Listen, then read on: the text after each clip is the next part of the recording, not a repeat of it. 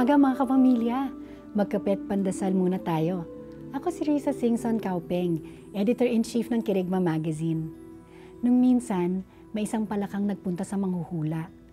Meron kang magandang dalagang makikilala at gugustuhin niyang malaman ang lahat tungkol sa'yo, sabi ng manghuhula. Kinilig ang palaka at nagtanong, kailan ko siya makikilala? At saan? Sa party ba? Sagot ng manghuhula, hindi. Makikilala mo siya next semester sa biology class. Ay, gagawin pala siyang specimen.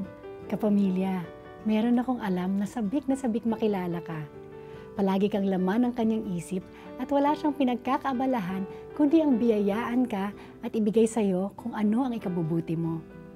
Oo, alam ng Diyos ang lahat tungkol sa'yo, ultimo bilang ng buhok mo, kahit nakalbo ka pa.